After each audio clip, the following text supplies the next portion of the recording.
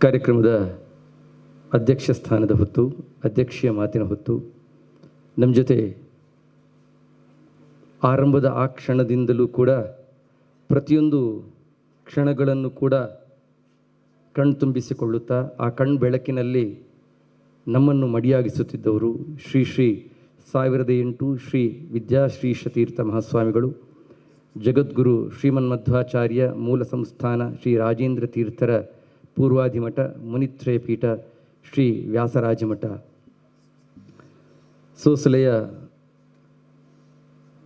ಮಠದ ಪರಂಪರೆಯ ಇಟ್ಟಿಗೆ ಅಂದರೆ ಅಲ್ಲಿ ಕೇವಲ ಕಲ್ಲಿನ ಕಟ್ಟಡವಲ್ಲ, ಅದು ಆಚಾರ್ಯರ ಅನುಗ್ರಹ, ಋಷಿಗಳ ಸಂಕಲ್ಪ ಮತ್ತು ಆಧ್ಯಾತ್ಮ ತತ್ವಗಳಿಂದ ನಿರ್ಮಿತವಾದ ಒಂದು ಚೈತನ್ಯ ಮಂದಿರ. ಆ ಚೈತನ್ಯ ಜ್ಯೋತಿಯನ್ನು ತಮ್ಮ ತಪಸ್ಸು ಮತ್ತು ಅನುಗ್ರಹದಿಂದ ಅಕ್ಷಯವಾಗಿ ಬೆಳಗಿಸುತ್ತಿರುವವರು ಪರಂಪೂಜ್ಯ ಶ್ರೀಪಾದರು.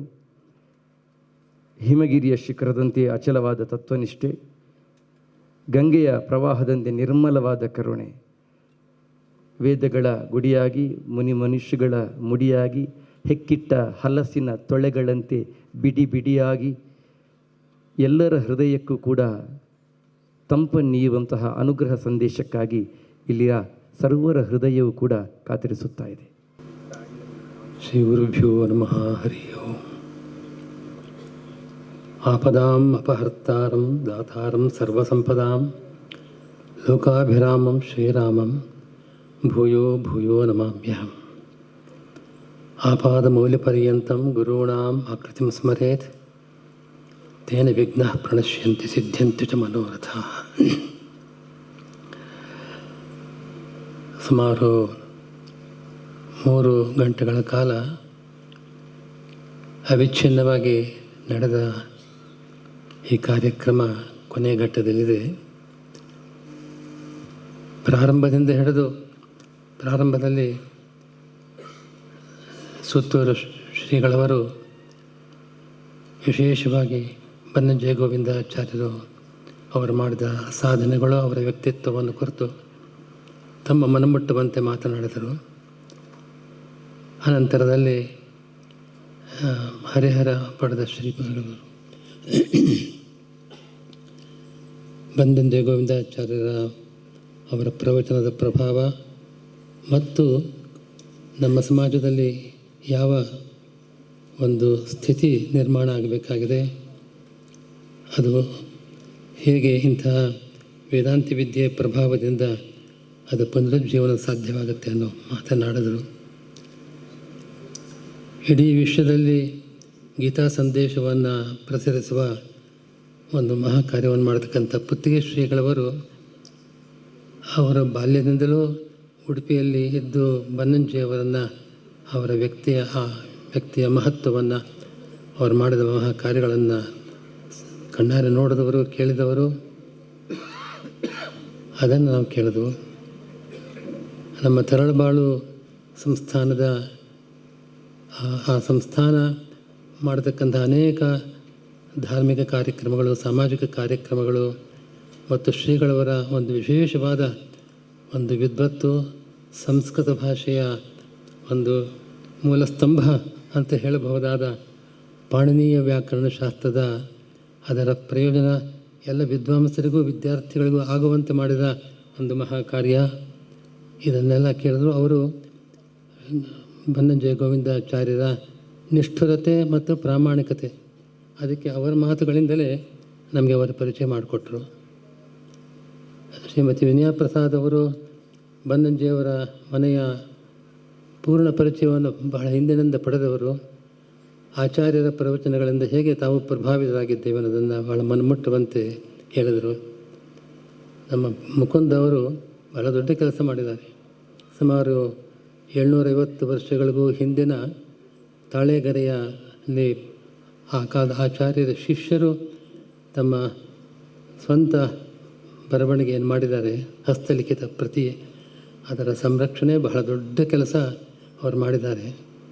ಅದರ ಅನುಭವವನ್ನು ತಿಳಿಸಿದ್ರು. ಅದಕ್ಕೆ ಮೂಲ ಕಾರಣ ಹೇಗೆ ಆಚಾರ್ಯರಾಗಿದ್ದರು, ಅವರ ಪ್ರಭಾವವನ್ನು ತಿಳಿಸ್ಕೊಟ್ರು. ಹೀಗೆ ಬನ್ನಂಜೆ ಗೋವಿಂದಾಚಾರ್ಯರ ಅವರ ಮುಖಪರಿಚಯ ನಮ್ಮ ಬಾಲಾಜಿ ರಾಘವೇಂದ್ರಾಚಾರ್ಯರು ಬಹಳ ವರ್ಷಗಳಿಂದ ಆಚಾರ್ಯರ ಶಿಷ್ಯರಾಗಿ ಅವರ ಅವರ ಜ್ಞಾನ ಸಾಗರದಲ್ಲಿ ಅವಗಾಹನ ಮಾಡಿದವರು ಅವರು, ಅವಗಾಹನ ಸ್ನಾನದ ಪರಿಚಯ ಮಾಡಿಕೊಟ್ರು ಅವರು. ಹೀಗೆ ಇಷ್ಟೊತ್ತು ಕೇಳಿದೆ, ನಾನು ಹೆಚ್ಚು ತಗೊಳ್ಳೋದಿಲ್ಲ. ಈಗಾಗಲೇ ಸುಮಾರು ಮೂರು ಗಂಟೆ ಕಾಲ ಆಗಿದೆ. ಮೊಸರು, ಮಜ್ಜಿಗೆ, ನೀರು ಎಲ್ಲ ಮುಗಿದು, ಭೋಜನ ಮುಗಿದು ಏಳುವ ಸಮಯ ಇದು. ಅದನ್ನು ಸಂಕ್ಷಿಪ್ತವಾಗಿ ಒಂದು 4 ಮಾತುಗಳನ್ನ ಆಡ್ತೇನೆ. ಆಚಾರ್ಯರು ತಮ್ಮ ಪ್ರವಚನಗಳಲ್ಲಿ ಈ ನಿಷ್ಠುರವಾದ ಮಾತುಗಳನ್ನು ಆಡ್ತಾಯಿದ್ರು. ಮನಮುಟ್ಟುವಂತೆ ಆ ತತ್ವದ ಉಪದೇಶವಾಗಲಿ ಅಥವಾ ಧಾರ್ಮಿಕ ಸಂಪ್ರದಾಯಗಳ ಬಗ್ಗೆ ಆಗಲಿ, ಮತ್ತು ನಮ್ಮ ಜೀವನಕ್ಕೆ, ಇಡೀ ಜೀವನದಲ್ಲಿ ನಾವು ಅನುಸರಿಸಬೇಕಾದ ರೀತಿ, ಮಾರ್ಗ, ಅದರ ಬಗ್ಗೆ ಬಹಳ ಅದರಿಂದ ಪ್ರಭಾವಿತರಾದವರು ಅಸಂಖ್ಯ ಜನರಿದ್ದಾರೆ. ಒಂದೆರಡು ಉದಾಹರಣೆಗಳು, ಒಂದು ಮಾತಿನದ್ದು, ಹೆಚ್ಚು ಹೇಳಲಾರೆ, ಒಂದು 5-10 ನಿಮಿಷ ಅಷ್ಟೇ. ಅವರು ಮೋಕ್ಷ ಧರ್ಮ ಪರ್ವದ ಬಗ್ಗೆ ಪ್ರವಚನ ಮಾಡಿರೋದು ನೀವು ಅನೇಕರು ಕೇಳಿದ್ದೀರಿ. ಆ ಪ್ರವಚನ ಭೀಷ್ಮಾಚಾರ್ಯರು ತನ್ನ ಮೊಮ್ಮಕ್ಕಳು ಅದಕ್ಕೆ ಸೇರಿದ ಪಾಂಡವರಿಗೆ ಆ ಯುದ್ಧ ಭೂಮಿಯಲ್ಲಿ ಶರಶೈಯಲ್ಲಿ ಮಲಗಿ ಕೃಷ್ಣನ ಆದೇಶದಂತೆ ಆ ಪ್ರಾಣೋತ್ಕ್ರಮಣದ ಸಂದರ್ಭದಲ್ಲಿ ಮಾಡಿದ ಉಪದೇಶ. ಗೋವಿಂದಾಚಾರ್ಯರು ಹೇಳ್ತಾರೆ, ಕೃಷ್ಣ ಎದುರು ಬಂದು ನಿಂತಾಗ ಅವರು ಸಂಕಟ ಪಡ್ತಾಯಿದ್ದು ಮರಣ ವೇದನೆಯಿಂದ. ಆದರೆ ಕೃಷ್ಣನ ಆದೇಶದಂತೆ, ಕೃಷ್ಣ ನಿಮ್ಮ ಬಾಯಿಂದ ನಾನು ನುಡಿಸ್ತೇನೆ, ನೀವು ಹೇಳಿ ಅಷ್ಟೇ, ರಾಮ ಮಾಡಿ ಅಂತ ಅವನ ಆದೇಶದಂತೆ ತನ್ನ ವಂಶದ ಆ ಪಾಂಡವರಿಗೆ ಬಂದ ಅಸಂಖ್ಯ ಜನರಿಗೆ ಉಪದೇಶ ಮಾಡಿದರು. ಉಪದೇಶ ಮಾಡಿದ್ದು ಶಾಂತಿ ಪರ್ವ ಅಂತ ಹೆಸರು ಅದಕ್ಕೆ, ಆ ಪರ್ವಕ್ಕೆ. ಶಾಂತಿ, ನಿಜವಾಗಲೂ ಶಾಂತಿ ಅನ್ನೋ ಶಬ್ದಕ್ಕೆ ಮೋಕ್ಷ ಅನ್ನೋ ಅರ್ಥವೂ ಇದೆ. ಆ ಶಾಂತಿ ಪರ್ವದ 2 ಭಾಗಗಳಲ್ಲಿ, ಅನುಶಾಸನ ಪರ್ವ, ಶಾಂತಿ ಪರ್ವ, ಈ ಭಾಗಗಳಲ್ಲಿ ರಾಜಧರ್ಮ, ಆಪದ್ಧರ್ಮ, ಮೋಕ್ಷ ಧರ್ಮಗಳನ್ನು ಭೀಷ್ಮರು ಉಪದೇಶ ಮಾಡಿದರು. ಗೋವಿಂದಾಚಾರ್ಯ ಹೇಳ್ತಾರೆ, ನಮ್ಮ ದುರ್ದೈವ ಇದು ಸಂಸ್ಕೃತದಲ್ಲಿದೆ. 5,000 ವರ್ಷದ ಹಿಂದೆ ರಚನೆಯಾದ ಗ್ರಂಥ. ಆ ಗ್ರಂಥದ ಅರ್ಥವನ್ನು ಮಾಡಿಕೊಳ್ಳೋ ಯೋಗ್ಯತೆಯನ್ನು ದಿನದಿನಕ್ಕೆ ನಾವು ಕಳ್ಕೊಳ್ತಾ ಇದ್ದೇವೆ. ನಮ್ಮ ಇಡೀ ಭಾರತೀಯ ಶಿಕ್ಷಣ ಪದ್ಧತಿ ಹೇಗಿತ್ತು, ಹೇಗಿರಬೇಕಿವಾಗ ಹೇಗಿದೆ. ನಮ್ಮ ಪಾಶ್ಚಾತ್ಯರ ಪ್ರಭಾವಕ್ಕೊಳಗಾಗಿ ನಾವು ಫಿಲಾಸಫಿ ಡಿಪಾರ್ಟ್ಮೆಂಟು ಇದೆ, ಸೋಷಿಯಾಲಜಿ ಡಿಪಾರ್ಟ್ಮೆಂಟ್ ಇದೆ, ಆಯಿತು, ಎಕನಾಮಿಕ್ಸ್ ಡಿಪಾರ್ಟ್ಮೆಂಟ್ ಒಂದಿರುತ್ತೆ ವಿಶ್ವವಿದ್ಯಾಲಯಗಳಲ್ಲಿ. ಆದರೆ ನಮ್ಮ ಪ್ರಾಚೀನ ಭಾರತದಲ್ಲಿ ಇದು 3 ಬೇರೆಯಲ್ಲ, ಪೂರ್ತಿ ಸೇರಿದಾಗ ಮಾತ್ರ ರಾಜನೀತಿ, ಅರ್ಥಶಾಸ್ತ್ರ, ಸಮಾಜಶಾಸ್ತ್ರ, ಇದು 3 ಅಧ್ಯಯನ ಮಾಡಬೇಕಾದ ವಿದ್ಯಾರ್ಥಿಗಳು. ಒಂದೊಂದನ್ನೇ ಮಾಡಿದವರು ಯಾವುದೋ ಒಂದು ಭಾಗವನ್ನು ಮಾತ್ರ ತಿಳಿದಂತೆ ಹೊರತಾಗಿ ಅದರಲ್ಲಿ ಪೂರ್ಣತೆ ಇಲ್ಲ. ಅದನ್ನು ಅಧ್ಯಯನ ಮಾಡಿದವರಿಗೆ ಪೂರ್ಣತೆಯೇ ಸಿಗೋದಿಲ್ಲ. ಆ ರೀತಿ ಒಂದು ಅಧ್ಯಯನದ ಪರಿಪೂರ್ಣತೆ ಬರಬೇಕಾದರೆ ಹೇಗಿತ್ತು ನಮ್ಮ ಹಿಂದಿನ ಕಾಲದಲ್ಲಿ ಇಂಥ ಶಾಸ್ತ್ರಗಳ ಅಧ್ಯಯನ ಅನ್ನೋದಕ್ಕೆ ಶಾಂತಿ ಪರ್ವ ದೃಷ್ಟಾಂತವಾಗಿದೆ ಅಂತ ಪ್ರಾರಂಭ ಮಾಡ್ತಾರೆ. ಮೋಕ್ಷ ಧರ್ಮ ಪರ್ವದಲ್ಲಿ ವಿಶೇಷವಾಗಿ ನಮಗೆ ಅರ್ಥ ಆಗೋ ಹಾಗೆ ಮೋಕ್ಷ ಸಾಧನೆ ಮಾಡೋದಕ್ಕೆ ಯಾವುದು ಅವಶ್ಯಕತೆ ಒಬ್ಬ ಮನುಷ್ಯನಿಗೆ ಅನ್ನೋದರ ಬಗ್ಗೆ ಇದೆ. ವಿಶೇಷವಾಗಿ ನಾವು ಕೇಳೋದು ವೈರಾಗ್ಯ ಬೇಕು. ಆ ವೈರಾಗ್ಯದ ರೀತಿ ಹೇಗೆ? ವೈರಾಗ್ಯವನ್ನು ಪಡೆಯೋದಕ್ಕೋಸ್ಕರವಾಗಿ ಶಾಸ್ತ್ರಾಧ್ಯಯನ ಮಾಡಿ, ವೇದಾಂತ ಶಾಸ್ತ್ರ ಅಧ್ಯಯನ ಮಾಡಿ ಅಂತ ಹೇಳೋದುಂಟು. ಗೋವಿಂದಾಚಾರ್ಯರು ಹೇಳ್ತಾರೆ,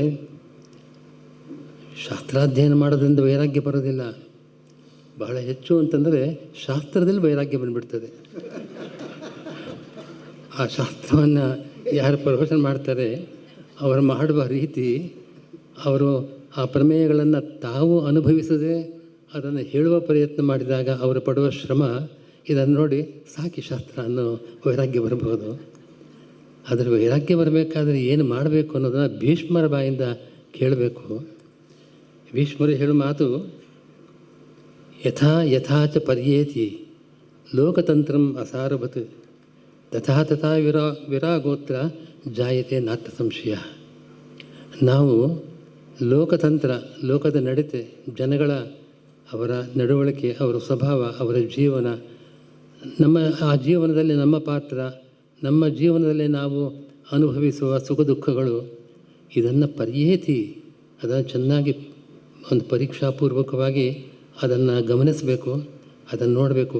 ಎಷ್ಟೆಷ್ಟು ನಿಮ್ಮ ಈ ಲೋಕದ ಸುಖ ದುಃಖಗಳ ಆ ಜನಗಳ ಅವರ ಪರಿಚಯ ಆಗ್ತಾ ಹೋಗುತ್ತೆ. ನಿಮ್ಮ ಸ್ವಂತ ಜೀವನದ ಅನುಭವ ಬೆಳೆದಂತೆ ತಥಾ ತಥಾ ವಿರಾಗ ಅಂದರೆ ವೈರಾಗ್ಯ ಬರೋದು ಆವಾಗ. ಆದರೆ ಶಾಸ್ತ್ರ ಒಂದು ಮಾರ್ಗ ತಿಳಿಸುತ್ತಷ್ಟೇ. ನೀವು ವೈರಾಗ್ಯವನ್ನು ಪಡೆಯಬೇಕಾದರೆ ಬ್ರಹ್ಮಸೂತ್ರಗಳಲ್ಲಿ ಹೇಳ್ತಾರೆ, ವೈರಾಗ್ಯ ಪಾದ ಅಂತ ಒಂದು ಭಾಗವೇ ವೇದವ್ಯಾಸರು ಬ್ರಹ್ಮಸೂತ್ರಗಳಲ್ಲಿ ವೈರಾಗ್ಯವನ್ನು ಪಡೆಯೋದಕ್ಕೆ ಬೇಕಾದ ವಿಷಯಗಳನ್ನು ಹೇಳೋದುಂಟು. ಅದನ್ನು ಕೇಳಿದ್ರೂ ಗೊತ್ತಾಗಲ್ಲ. ಆ ವೈರಾಗ್ಯ ಪಾದದಲ್ಲಿ ಬಂದಿರೋ ವೈರಾಗ್ಯ ತಂದುಕೊಡುತ್ತೆ ಅನ್ನೋ ವಿಷಯಗಳನ್ನು ನಾವು ಎಷ್ಟು ಕೇಳಿದ್ರೂ ಕೂಡ ವೈರಾಗ್ಯ ಬರೋದಿಲ್ಲ. ಪಂಡಿತರಷ್ಟು ಲೋಕಾಸಕ್ತರು ಮತ್ತೊಬ್ಬರಿಲ್ಲ ಅಂತ ಬನ್ನಂಜಯ ಗೋವಿಂದಾಚಾರ್ಯ ಅವರ ಮಾತೊಂದು. ಅದು ಸಾಧಾರಣ ಲೋಕದೃಷ್ಟಿಯೂ ಹಾಗೆ, ಅವರ ಸ್ವಂತ ನಾವೆಲ್ಲರೂ ಕೂಡ ನೋಡ್ತಕ್ಕಂಥದ್ದು. ಆದ್ದರಿಂದ ಇದು ಬಹಳ ದೊಡ್ಡ ಮಾತಿದು. ಲೋಕತಂತ್ರ, ಲೋಕದ ನಡವಳಿಕೆ, ಈ ಲೋಕದ ಪರಿಚಯ ಆಗಿ ಜೀವನದ ಅನುಭವ ಪಾಠ, ಅದರಿಂದಾಗಿ ನಾವು ವೈರಾಗ್ಯವನ್ನು ಪಡೀತಕ್ಕಂಥದ್ದು. ಇನ್ನೊಂದು ಅನೇಕ ಪ್ರವಚನಗಳಲ್ಲಿ ಅವರು ಒಂದು ಉದಾಹರಿಸ್ತಕ್ಕಂಥ ಒಂದು ಶ್ಲೋಕ, ಅದನ್ನೊಂದು ಹೇಳಿ ಮುಗಿಸ್ತೇನೆ. ನಮಗೆ ವೈರಾಗ್ಯಕ್ಕೆ ನಮ್ಮ ಜೀವನದಲ್ಲಿ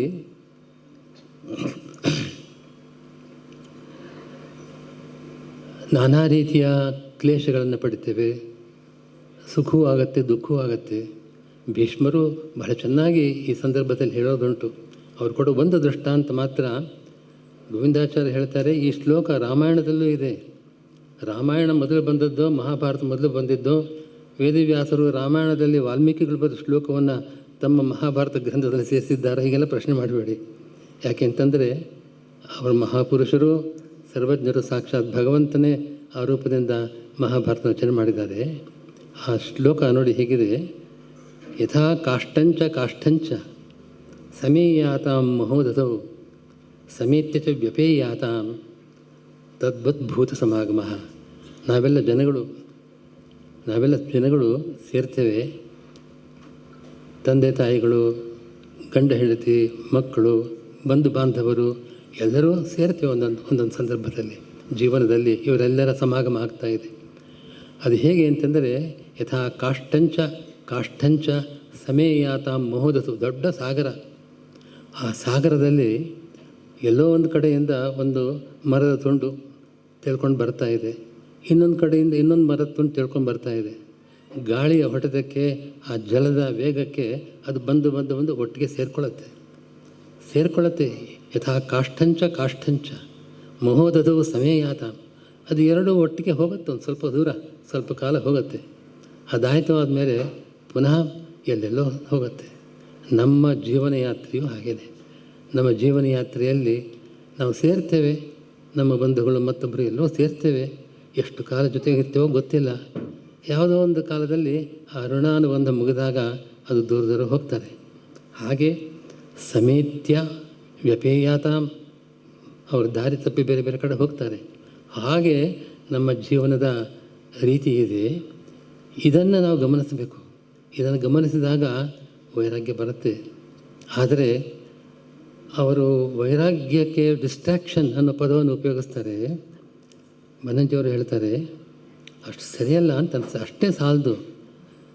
ನಮಗೆ ಅಟ್ಯಾಚ್ಮೆಂಟ್ ಇರಬೇಕಲ್ಲ. ನಮ್ಮ ಬಂಧುಗಳು, ನಮ್ಮ ಮಿತ್ರರು, ಅವರ ಬಗ್ಗೆ ನಮಗೆ ಪ್ರೀತಿ, ಸೌಹಾರ್ದ, ಅವರ ಕಷ್ಟ ಸುಖಗಳಲ್ಲಿ ನಾವು ಪಾಲ್ಗೊಳ್ಳಬೇಕು. ಆ ರೀತಿಯ ಒಂದು ಅನುಭವನೂ ಬೇಕು. ನಾವು ಯಾರೇ ಏನೇ ಸುಖವಿರಲಿ ದುಃಖವಿರಲಿ ಅವ್ರಿಗೂ ನಮಗೂ ತಮಟೆನೇ ಇಲ್ಲ, ನನ್ನ ಪಾಡಿಗೆ ನಾನು ಹೋಗ್ತೇನೆ ಅಂತಂದರೆ ಅದು ಮನುಷ್ಯತ್ವದ ಒಂದು ಇದನ್ನೇ ಕಳ್ಕೊಂಡಂತೆ, ಘನತೆಯನ್ನು ಕಳ್ಕೊಂಡಂತೆ. ಆದ್ದರಿಂದ ಡಿಸ್ಟ್ರಾಕ್ಷನ್ ವಿತ್ ಅಟ್ಯಾಚ್ಮೆಂಟ್, ಇದು ವೈರಾಗ್ಯ. ಅಟ್ಯಾಚ್ಮೆಂಟ್ ಬೇಕು, ಆದರೆ ಅದರಲ್ಲಿ ತನ್ನ ಒಂದು ಉನ್ನತಿಯ ಮಾರ್ಗ, ಅದೊಂದು ವಿರಕ್ತಿ, ಅದನ್ನು ಬಿಡಬಾರದು. ಆ ರೀತಿಯಾಗಿ ಎಲ್ಲವನ್ನೂ ಮೇಳೈಸಿಕೊಂಡು ಹೋಗತಕ್ಕಂಥ ಮಾತುಗಳು. ಭೀಷ್ಮರ ಮಾತು ಅಷ್ಟು ಗಂಭೀರವಾದದ್ದು, ಅನುಭವಪೂರ್ಣವಾದದ್ದು. ಭೀಷ್ಮರು ಬ್ರಹ್ಮಚಾರಿಗಳಾಗಿ ಎಲ್ಲವನ್ನು ತ್ಯಾಗ ಮಾಡಿ ತಮ್ಮ ಮೊಮ್ಮಕ್ಕಳಿಗಾಗೋಸ್ಕರವಾಗಿ ಇಡೀ ಜೀವನವನ್ನು ಸವಿಸಿದವರು. ಅವರು ಎಷ್ಟು ನೋಡಿದ್ದಾರೆ, ಅವರು ಪಾಂಡವರ ಕಷ್ಟವನ್ನು ನೋಡಿದ್ದಾರೆ, ಕೌರವರ ದುರ್ವರ್ತನೆಯನ್ನು ನೋಡಿದ್ದಾರೆ, ಅದರಿಂದಾಗಿ ಲೋಕ ಸಂಕಷ್ಟವನ್ನು ಗಮನಿಸಿದ್ದಾರೆ.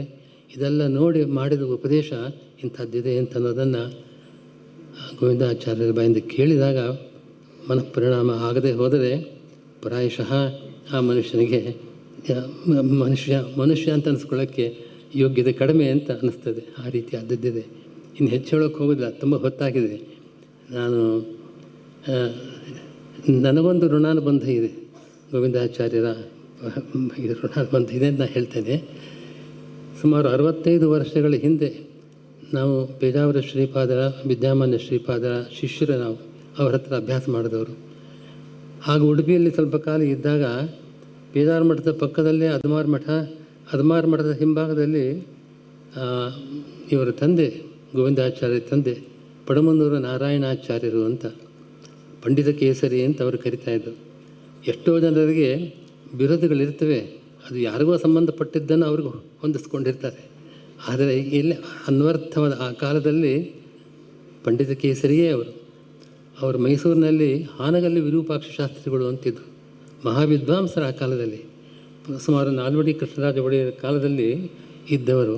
ಮೈಸೂರು ಮಹಾರಾಜ ಸಂಸ್ಕೃತ ಪಾಠಶಾಲೆಯಲ್ಲಿ ಅದ್ವೈತ ವೇದಾಂತದ ಪ್ರಾಧ್ಯಾಪಕರಾಗಿ ತುಂಬ ಶಿಷ್ಯರ ಸಂಖ್ಯೆ ಅವರಿಗಿತ್ತು. ಅವರ ಶಿಷ್ಯರಲ್ಲೊಬ್ಬರು ಪಡಮನ್ನೂರು ನಾರಾಯಣಾಚಾರ್ಯರು. ಅವರು ನ್ಯಾಯಶಾಸ್ತ್ರವನ್ನು ವಿಶೇಷವಾಗಿ ಅವರ ಬಳಿಯಲ್ಲಿ ಅಧ್ಯಯನ ಮಾಡಿದರು. ಅವರು ತರ್ಕಸಂಗ್ರಹ ಅಂತದ್ದು ತರ್ಕಶಾಸ್ತ್ರದ ಪ್ರಾರಂಭದಲ್ಲಿ ಓದಬೇಕಾದ ಗ್ರಂಥ. ಅದಕ್ಕೆ ಸಂಗ್ರಹ ಅಂತ ಒಂದು ಕೃತಿಯನ್ನು ಪಡಮನ್ನೂರು ನಾರಾಯಣಾಚಾರ್ಯ ಬರೆದಿದ್ದಾರೆ. ಅದು ಮುದ್ರಣವೂ ಆಗಿದೆ. ಬಹಳ ಹಿಂದೆ, ಸುಮಾರು ಒಂದು 40-50 ವರ್ಷಗಳ ಹಿಂದೆ ಮುದ್ರಣ ಆಗಿತ್ತು. ಆ ಪುಸ್ತಕಗಳು ಸಿಗ್ತಾ ಇರಲಿಲ್ಲ. ಅದನ್ನು ಎಡಿಟ್ ಮಾಡಿಕೊಡು ಹಾಗೆ ಅಂತ ಒಪ್ಪಿಸಿದ್ರು ನನಗೆ. ನಾನು ಆ ಸಂಗ್ರಹ ತರ್ಕಸಂಗ್ರಹಕ್ಕೆ ಸಂಬಂಧಪಟ್ಟಂಥ ಗ್ರಂಥ. ತರ್ಕಸಂಗ್ರಹ ಪ್ರಾರಂಭದಲ್ಲಿ ತರ್ಕಶಾಸ್ತ್ರದ ಪ್ರವೇಶಕ್ಕೋಸ್ಕರವಾಗಿ ಓದತಕ್ಕಂಥ ಗ್ರಂಥ. ಆದರೆ ನಾರಾಯಣಾಚಾರ್ಯರು ಬರೆದದ್ದು ವಿದ್ವಾಂಸರಿಗೂ ಕೂಡ ವಿಚಾರ ಮಾಡಿ ತಿಳ್ಕೊಳ್ಬೇಕಾದ ಅಂಥ ಅಂಶಗಳನ್ನು, ಬಹಳ ಕ್ಲಿಷ್ಟವಾದ ಆದರೆ ತುಂಬ ಅವಶ್ಯವಾಗಿ ತಿಳಿಯಬೇಕಾಗಿರತಕ್ಕಂಥ ವಿಷಯಗಳನ್ನು ಕೊಟ್ಟಿದ್ದರು. ಅಂಥ ಒಂದು ಆ ಗ್ರಂಥವನ್ನು ಎಡಿಟ್ ಮಾಡಬೇಕಾದ್ರೆ ಸ್ವಲ್ಪ ನಾನು ಅಡಿ ಟಿಪ್ಪಣಿಗಳನ್ನು ಸೇರಿಸಿ ಮಾಡಿಕೊಟ್ಟೆ. ಬನ್ನಂಜಯ ಗೋವಿಂದಾಚಾರ್ಯರು ತುಂಬ ಸಂತೋಷಪಟ್ಟರು. ಅವರು ತಮ್ಮದೇ ನೆನಪಿಸ್ಕೊಂಡು ಅವರು ಮಾಡಿರುವ ಎಲ್ಲ ಪುಸ್ತಕಗಳ ಪ್ರಕಾಶನವನ್ನು ಕೂಡ ವಿದ್ವಾಂಸರ ಕೈಲಿ ಪುನಃ ಅದನ್ನು ಎಡಿಟ್ ಮಾಡಿಸಿ ಪ್ರಕಾಶಪಡಿಸಿದರು. ಅದೊಂದು ಸಂಬಂಧ. ಹಾಗೆ ಪ್ರಾಯಶಃ ಪಡಮನ್ನೂರು ನಾರಾಯಣಾಚಾರ್ಯ ಬಳಿಯಲ್ಲಿ ಅವರು ಎಷ್ಟು ವಿದ್ವಾಂಸರು ಅಂತಂದರೆ, ಅವರು ಪ್ರಾಯಶಃ ಅವರಿಗೆ ಸುಮಾರು 75-80 ವರ್ಷ. ಆ ವಯಸ್ಸಲ್ಲೇ ನಾವು 4 ಜನ ವಿದ್ಯಾರ್ಥಿಗಳು ಹೋಗ್ತಾಯಿದ್ವು. ನ್ಯಾಯಶಾಸ್ತ್ರದಲ್ಲಿ ತುಂಬ ಕಠಿಣವಾದ ವಿಷಯಗಳನ್ನು ಅವರು ನಮಗೆ ಪಾಠ ಹೇಳ್ತಾಯಿದ್ರು. ಅವ್ರ ಮುಂದೆ ಯಾವ ಪುಸ್ತಕನೂ ಇರ್ತಾ ಇರಲಿಲ್ಲ. ನಿರರ್ಗಳವಾಗಿ ತುಂಬ ಕ್ಲಿಷ್ಟವಾದ ಆ ಪರಿಷ್ಕಾರಗಳನ್ನೆಲ್ಲ ಹೇಳಿ ಅದರ ವಿವರಣೆ ಕೊಡ್ತಾಯಿದ್ರು. ನಮಗೆ ಆಶ್ಚರ್ಯ ಆಗ್ತಾಯಿತ್ತು. ನಾವು ಅರ್ಥ ಮಾಡ್ಕೊಳ್ಳೋದೇ ಕಷ್ಟ, ಮನಸ್ಸಲ್ಲಿ ಇಟ್ಕೊಳ್ಳೋದೇ ಕಷ್ಟ. ಆ ವಯಸ್ಸಿನಲ್ಲಿ ಅವರು ಪಾಠ ಹೇಳೋದು ಬಿಟ್ಟು ಎಷ್ಟು 10-6 ವರ್ಷಗಳಾಗಿದ್ದ ಮೇಲೆ ಅಂತಹ ಗ್ರಂಥಗಳನ್ನು ಪಾಠ ಹೇಳುವಂಥ ಮಹಾವಿದ್ವಾಂಸರವರು. ಅವರ ಇಂಥ ಒಂದು ಸಂಬಂಧ ಒಂದಿದೆ, ಒಂದು ವಿದ್ಯಾಋಣ ಒಂದಿದೆ. ಈ ದಿವಸ ನಾನು ಭಾಗವಹಿಸ್ತಾ ಇದ್ದೇನೆ. ಬನ್ನಂಜಯ ಗೋವಿಂದಾಚಾರ್ಯರ ಪ್ರವಚನಗಳು ಯೂಟ್ಯೂಬ್ನಲ್ಲಿ ಸಿಗತ್ತೆ. 25,000 ಗಂಟೆಗಳಿಗೂ ಹೆಚ್ಚು ಕಾಲ ಕೇಳಬೇಕಾದ ಒಂದು ಉಪನ್ಯಾಸಗಳಿದೆ, ಪ್ರವಚನಗಳಿದೆ, ಅವರ ಗ್ರಂಥಗಳಿದೆ, ಎಲ್ಲವೂ ಇದೆ ಅಂತ. ನಾವು ಹಿಂದಿನ ಕಾಲದಲ್ಲಿ ಮಹಾ ಪಂಡಿತರಿದ್ದರು, ವಾಗ್ಮಿಗಳಿದ್ದರು ಹಾಗೆ ಅಂತ ನಾವು ಕೇಳ್ತೇವೆ. ಆದರೆ ಅವರ ಮಾತನ್ನು ಕೇಳುವ ಸೌಭಾಗ್ಯ ಇಲ್ಲ. ಅವರೇನಾದ್ರು ಬರೆದಿಟ್ಟಿದ್ದರೆ ಅದನ್ನು ಮಾತ್ರ ನಾವು ಓದಿ ಅರ್ಥ ಮಾಡಿಕೊಳ್ಬಹುದು ಪ್ರಸಂಗ. ಆದರೆ ಇಂಥ ರೀತಿಯ ಒಂದು ಜ್ಞಾನದ ಪ್ರಪಂಚ ನಮ್ಮ ಎದುರುಗಡೆ ತೆರೆದುಕೊಳ್ಳುವಂತೆ ಅವರೇನು ಸಂಗ್ರಹ ಮಾಡಿಕೊಟ್ಟಿದ್ದಾರೆ. ಆದರೆ ಇಂಥ ತಂತ್ರಜ್ಞಾನ ಆಗಿನ ಕಾಲದಲ್ಲಿರಲಿಲ್ಲ, ನಮಗೆ ಅದು ಸಿಗ್ತಾ ಇಲ್ಲ. ಆದರೆ ಈಗಿದೆ. ಆದರೆ ಈಗಿನ ಜೆನ್ಸಿ ಅವರಿಗೆ ಇದಕ್ಕೆ ಅರ್ಥ ಆಗಬೇಕಲ್ಲ. ಆ ಪರಿಚಯ ಮಾಡಿಕೊಡೋರು ಯಾರು? ಕೇವಲ ಕರ್ನಾಟಕಕ್ಕೆ ಮಾತ್ರ ಅಲ್ಲ, ಇಡೀ ಭಾರತಕ್ಕೂ ಕೂಡ ಇದರ ಪರಿಚಯ ಆಗಬೇಕು. ಅವರ ಉಪನ್ಯಾಸದ ಭಾಷಾಂತರಗಳು ಇದು ನಡೀಬೇಕು. ನಮ್ಮ ಪುತ್ತಿಗೆ ಮಠದ ಶ್ರೀಗಳವರಾಗಲಿ, ಇಲ್ಲಿ ಬಂದ ಸುತ್ತೂರು ಶ್ರೀಗಳವರಾಗಲಿ, ತರಳಬಾಳು ಮಠದ ಎಲ್ಲ ಮಹಾ ಕಾರ್ಯಗಳನ್ನು ಮಾಡ್ತಾ ಇದ್ದಾರೆ. ಅವರ ಆ ರೀತಿಯಾಗಿ ಆ ಗ್ರಂಥ ಪ್ರಕಾಶನ ಮೂಲಕವಾಗಿ ಮತ್ತು ಶ್ರವಣ ಕೇವಲ ಕೇಳಿದ್ರೆ ಸಾಕು, ಅದಕ್ಕೆ ಹೆಚ್ಚು ಜನಗಳಿಗೆ ಅವಕಾಶ ಇರ್ತದೆ. ಆ ರೀತಿಯಾಗಿ ಹೆಚ್ಚು ಹೆಚ್ಚು ಪ್ರಚಾರ ಆಗತಕ್ಕಂಥ ಕಾರ್ಯಗಳಲ್ಲಿ ಈ ಬನ್ನಂಜೆ ಗೋವಿಂದಾಚಾರ್ಯರ ಈ ಪ್ರವಚನ ಎಲ್ಲರಿಗೂ ಲಭ್ಯವಾಗುವಂತೆ ಈ ಮನೋಭಾವ ನಮ್ಮ ಈ ಯುವ ಜನಾಂಗದಲ್ಲಿ ಬರಬೇಕಾದದ್ದಿದೆ. ಅದು ಆಗಬೇಕು ಅಂತ ಹಾರೈಸ್ತಾ ಈ ದಿವಸ ಭೇದೋಜ್ಜೀವನಂ ಗ್ರಂಥ ಪ್ರಕಾಶನ ಆಗಿದೆ. ನಮ್ಮ ಪರಂಪರೆಯಲ್ಲಿ ಬಂದ ಶ್ರೀ ವ್ಯಾಸತೀರ್ಥರು ಬರೆದ ಗ್ರಂಥ. ಅದು ಬಹಳ ಕ್ಲಿಷ್ಟವಾದ ಗ್ರಂಥ, ತರ್ಕ ಜಟಿಲವಾದದ್ದು. ಆದರೆ ವೇದಾಂತ ಶಾಸ್ತ್ರದ ಗ್ರಂಥವೂ ಹೌದು. ಅದನ್ನು ಅವರು ಎಡ್ವರ್ಡ್ ಜೆರೋ ಅವರಿಗೆ ಪಾಠ ಮಾಡಿದ್ದಾರೆ, ಅದರ ಸಂಗ್ರಹ ಕೊಟ್ಟಿದ್ದಾರೆ. ಬಹಳ ಅಪೂರ್ವವಾದ ಗ್ರಂಥ ಅದು. ಈ ಬಿಡುಗಡೆಯಾಗುವ ಸಂದರ್ಭದಲ್ಲಿ ನಾನಿದ್ದೇನೆ ಅಂತ ನನಗೊಂದು ಸಂತೋಷ. ಇಂಥ ಒಳ್ಳೆಯ ವಿಶಿಷ್ಟವಾದ ಕಾರ್ಯಕ್ರಮ. ಇದನ್ನು ಬನ್ನಂಜೆ ಗೋವಿಂದಾಚಾರ್ಯರ ಪುತ್ರಿಯರು ಶ್ರೀಮತಿ ವೀಣಾ ಮತ್ತು ಶ್ರೀಮತಿ ಕವಿತಾ ಅವರು, ಅವರ ಶಿಷ್ಯರು, ಅವರ ಅಭಿಮಾನಿಗಳು ಅಸಂಖ್ಯಾತರು ಇದ್ದಾರೆ. ಇಡೀ ವರ್ಷದ ಒಂದು ಕಾರ್ಯಕ್ರಮವನ್ನು ಬಹಳ ಅದ್ಭುತವಾಗಿ ನಡೆಸಿದ್ದಾರೆ. ಮುಂದೆ ಇನ್ನೂ ಕೆಲವು ದಿವಸ ನಡೀತಕ್ಕಂಥದ್ದಿದೆ. ಎಲ್ಲ ಕಾರ್ಯಕ್ರಮಗಳು ಅತ್ಯಂತ ಯಶಸ್ವಿಯಾಗಿ ನಡೆಯಲಿ ಅಂತ ಈ ಕಾರ್ಯಕ್ರಮವನ್ನು ಆಯೋಜನೆ ಮಾಡತಕ್ಕಂಥ ಎಲ್ಲರನ್ನೂ ವಿಶೇಷವಾಗಿ ಅಭಿನಂದಿಸ್ತಾ ನನ್ನ 4 ಮಾತುಗಳನ್ನು ಮುಗಿಸ್ತೇನೆ.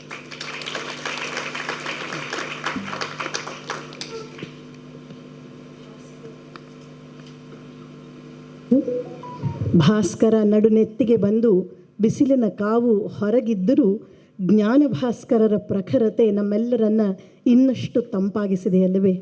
ಅಸ್ಖಲಿತ ವಾಣಿ ಆಪ್ಯಾಯಮಾನವಾಗಿ ಹೃದಯ ಸ್ಪರ್ಶಿಯಾಗಿದ್ದಂಥ ಉಪದೇಶಾಮೃತ ಸಾರಸ್ರೋತವನ್ನು ನಾವೆಲ್ಲ ಬಿಂದು ಮಾತ್ರ ವಿಶೇಷೇಣ ಪಡೆದರೂ ಸಾಕು, ಎಷ್ಟೋ ಬಾಳು ಧನ್ಯವಾಗಬಹುದು.